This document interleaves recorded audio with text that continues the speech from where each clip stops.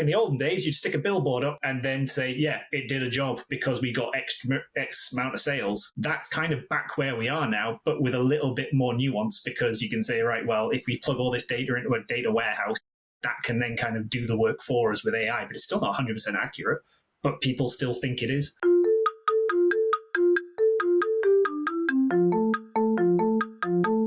Hello and welcome to the Shiny New Object podcast. This is a weekly podcast about the future of data-driven marketing.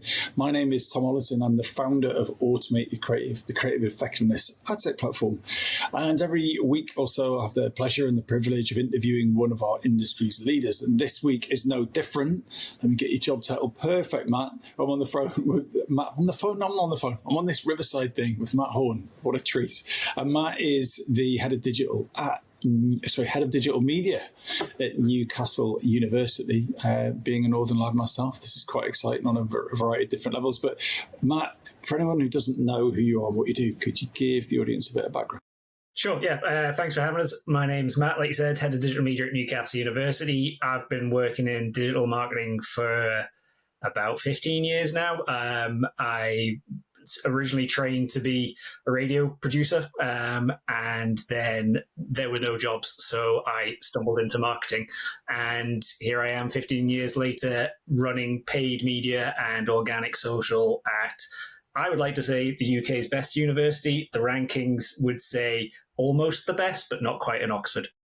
Right, fantastic. And what were the other jobs in between there? So radio producer didn't work out, and then Newcastle.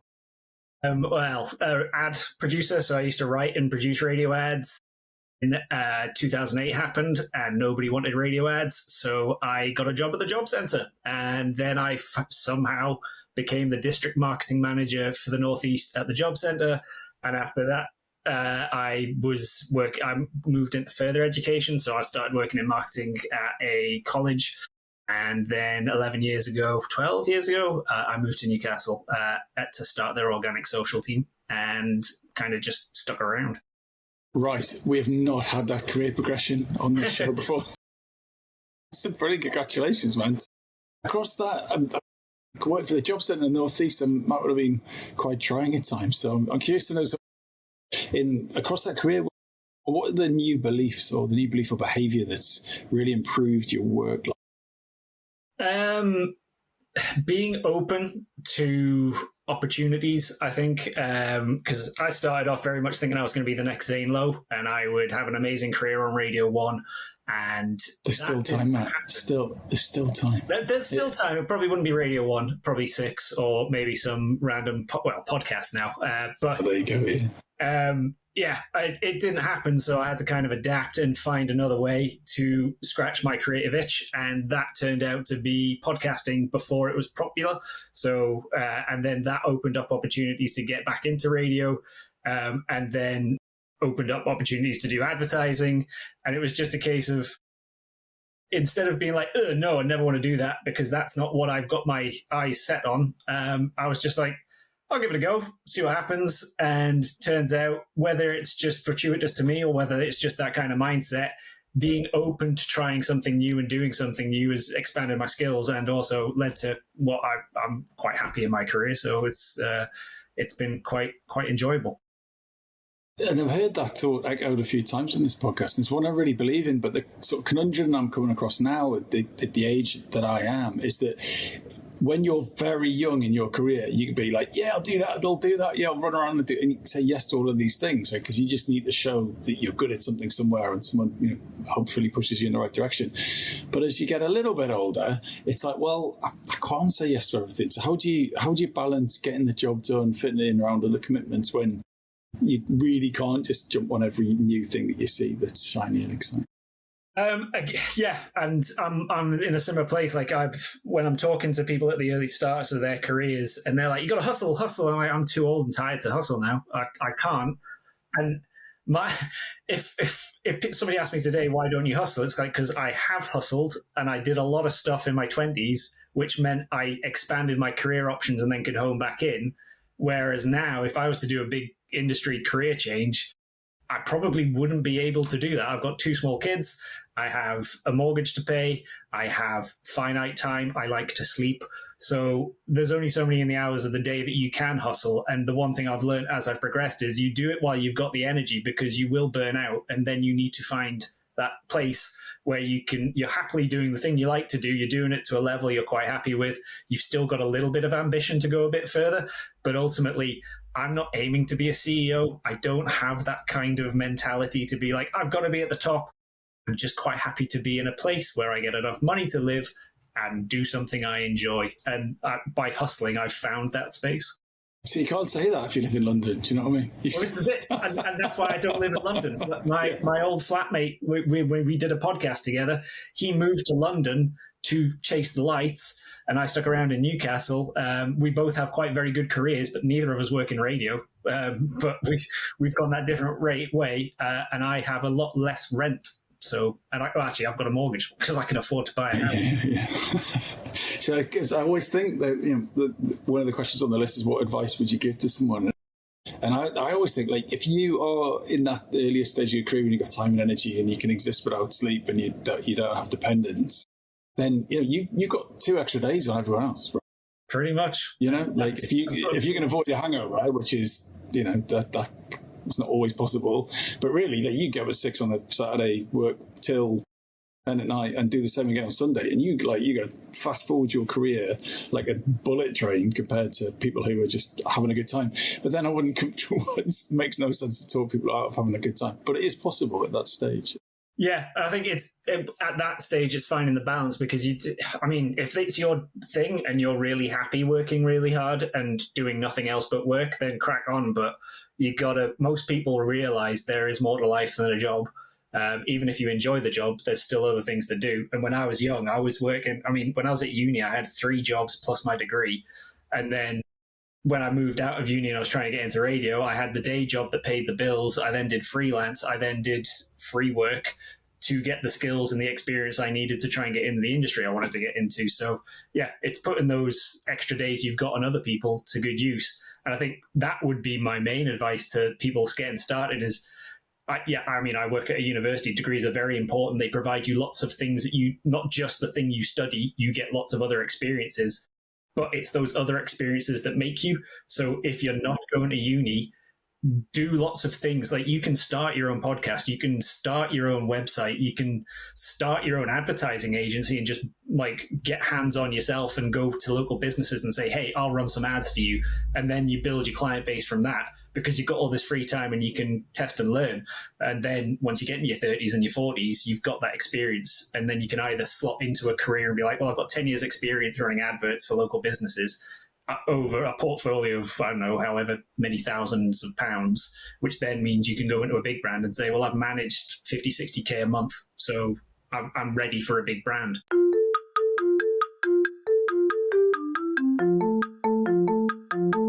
There you go, Matt. You sorted it. You've done. There's the blueprint. All right. So moving on. So what is the best bit of data-driven marketing advice that you have? You're head of media at Newcastle. You're responsible for a certain amount of inventory. What's the one thing that you find yourself sharing and passing on to people most often? I think it's, particularly with data-driven marketing, is don't get lost in the data. And that's something we're all guilty of. The thing with digital is you have so much data that sometimes it's difficult to know what you need to share and who you need to share it with. So I've struggled for years on somebody's asked me for a report on how this campaign did. To me, I need to know these things. So I will give them all the stuff I need. And then they're like, well, what does this mean? What is a 6% click-through rate? Is that good? Have we done well? Has my money been spent well? Whereas I'm like, well, how can you not see that? 6% is amazing. Most people only get 3%. So it's providing the context and the numbers that the person you're reporting to needs, but also understanding that the big kind of thing about digital, because I was starting back in the day when they didn't give a shit about privacy. So you could target people and you could harvest data and you could get all the kind of conversion information. You could have that end-to-end conversion journey quite easily, particularly, for me, under 18s, because trying to get people to do degrees. That's all changed now. So there's still this expectation that you can say, well, you spent this much money on a campaign targeting 16-year-olds. How much money has that brought in? You can't now say, well, it's brought in, guarantee you it's brought in £10,000. because you're not allowed to get that kind of conversion data due to all the privacy laws and the changes in the platforms. So you've got to accept that, re-educate people, and explain we are using data-driven marketing and AI marketing mixed models to estimate this is roughly what we think we did. Back in the olden days, you'd stick a billboard up and then say, yeah, it did a job because we got X amount of sales. That's kind of back where we are now, but with a little bit more nuance, because you can say, right, well, if we plug all this data into a data warehouse, that can then kind of do the work for us with AI, but it's still not 100% accurate, but people still think it is. Yeah, I like that idea of packaging up the data that's really obvious and exciting and emotional to you in a way that it will be received. I think that's very simple. Like yeah. I mean, the amount of times you hear about marketing bouncing off the C-suite is because you're going upstairs with things like click-through rates and add the baskets and what have you, and they're like, and what does that mean? I think it's tailoring it to the person you're speaking to. So if you're speaking to the finance officer, they want to know what the return on investment is. If you're speaking to a tech officer, they might want to know, well, what kind of tech stack are you using and how is it performing for you? And it's, again, making sure you're telling the right story that explains the journey that you need to tell that person.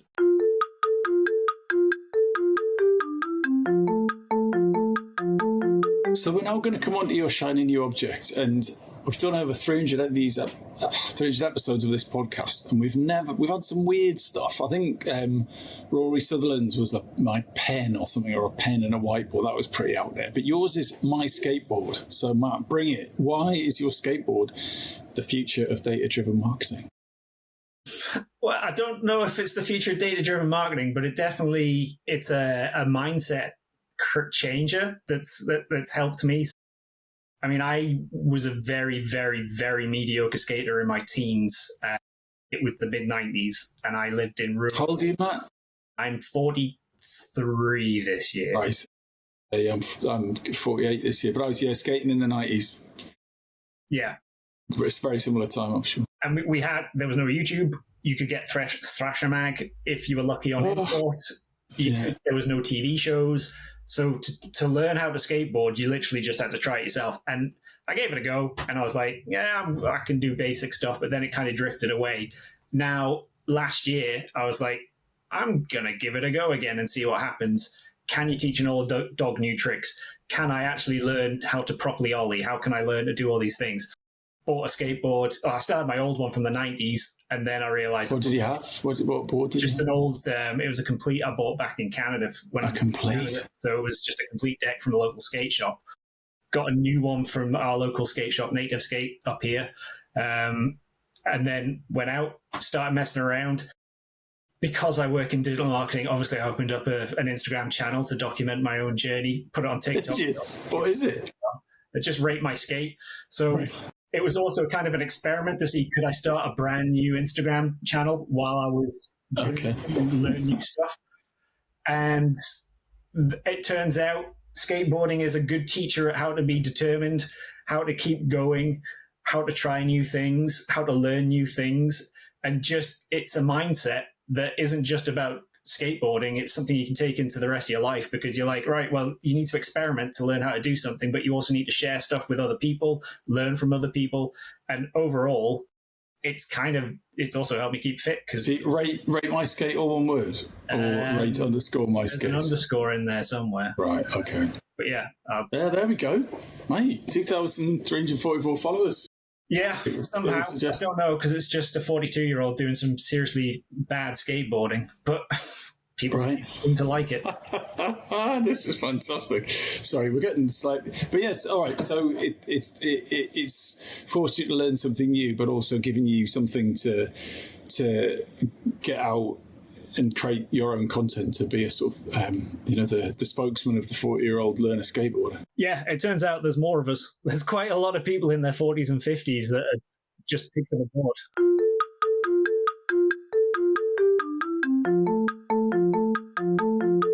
I had a different way back into it. Like, my wife, for my 40th, bought me an electric skateboard. All right. I live in Newham, and I used to skate through to Leighton. And they're kind of mad, right? But you know how to skate, right? You know how your body works and all the rest of it. But it's got a brake on it, right? But the problem is it breaks the board, not you. Right. So you can do a hard stop, and that thing will stop in a yard.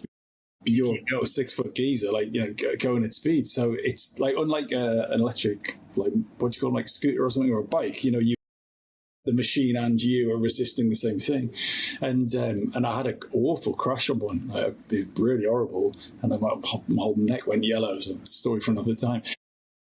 And then one time the skateboard ran out of battery, so I just had to skate home. And then I rediscovered that the beautiful feeling of being able to just push yourself on a skateboard and trying to get the best bit of pavement or the smoothest bit, and then I went and I got like a cruiser board and yeah, I skate the work for years, and it's an incredible feeling to get that back. That spirit and that excitement that you had when you were, you know, when you were 10-year-old or 12-year-old or whatever it was. Yeah, and it's that flow state. As much as I've been trying to teach myself some flat ground tricks and working with like the skate park opened an indoor one last year, so I started going there, met a few people in the local community. So again, learning some networking skills because I don't like speaking to strangers. I thought it was about tricks, but actually just pushing and carving and just gliding, it can help you it's like a form of meditation almost, like you just clear your brain. All the stuff around you, it just kind of disappears as you focus on the wheels on the pavement, just turning and cruising and gliding. And then you have to stop and get back to reality. But for that, yeah, but I think it's the same with, like, I've done surfing a tiny bit, I've done rock climbing a tiny bit. It's like it's you versus gravity, and it's fundamentally skateboard's a bit like that as well, right? It's like how effective you are, as you say, is cruising around or just, you know, operating in a space. It's about you and gravity and momentum, resistance, and inertia, and all that coming together. So I think there's quite a lot of similarities there. But tell me a bit more about Rate My Skate. Like, how did because you work in a paid environment mostly, I assume. And that's very much in the organic space. Like, how did that learning journey impact you? Well, I head up both. So I work at the university. I head up the organic social team and the paid. So as much as I run a lot of paid, I do manage the organic side. And it was kind of seeing if I could apply some, like, higher education is a weird world in every way because there's all the industry insight, both on paid and organics. Like, do this, get influencers. Target people, do a marketing funnel, remarket to people, click add to carts, all that. Doesn't work for HE. Most of the time we're targeting under 18, so the paid space, there's very little tracking and like funnel work you can do with them. On the organic side, you're a brand, but also you're a brand that's promoting a certain like uniqueness, like your product is your location, your product is your degrees. Like, you can't just get an influencer to say, oh, hey, come on, kids, go to Newcastle University's open day. It's great. Because they haven't experienced it. And it's not like we're going to pay them to do a 4-year degree and at the end of it, make some content for us. So that whole kind of the experience and the advice and like use AI to make your content and stuff, it's not what we can do. So it was whether I could learn and use my HE organic experience to blossom an account that starts from zero essentially, or would it fall flat on its face? To be honest, it fell flat on its face on TikTok. It fell flat on its face on YouTube Shorts. But on Instagram, it just seemed to find its feet. And it's helped me in my organic work at the university as much as it has the other way around, because I've learned techniques, I've learned things you can do with reels, I've learned some features that we don't use at the university that work for the skate side. And just they kind of there's a slight Venn diagram where I can learn from both sides and help grow both sides. But yeah, it's just. I think that's absolutely brilliant. There's a very, very small amount of people who've been on this podcast who are practitioners in their own business, and let's call Rate My Skate as a business for an argument's sake, right? There's Pollyanna, and a few other folk. What they've done is they've set up a business on the side, like a small little kitchen sink thing, so they can learn how a website works, how to do paid ads, like how do you brief a creative, how to use AI to blah, blah, blah, blah. And it definitely makes a certain sort of marketer that I really look up to, because you suffer the pains of that craft as well as, like, you know, sitting above it and strategizing and building decks and stuff. So I think, yeah, I can understand what value that must bring to your role and make it more fun as well. Yeah, it's because there is no pressure either. It's like I still will go out and skate even if only 6 people watch the reel. It's not like I'm going to stop doing that. I might not spend so much time making the content, but it's still something I'll enjoy on the side. I'm just kind of documenting me falling off a piece of wood.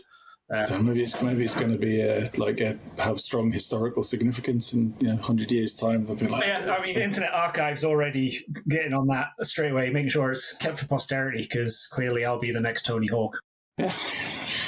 No podcast has ever finished with someone saying clearly I'm going to be the next Tony Hawk. So Matt, we're at time. Thank you so much, man. If someone wanted to get in touch with you about skating, about your job, where's a good place, and what makes a message that you'll respond to?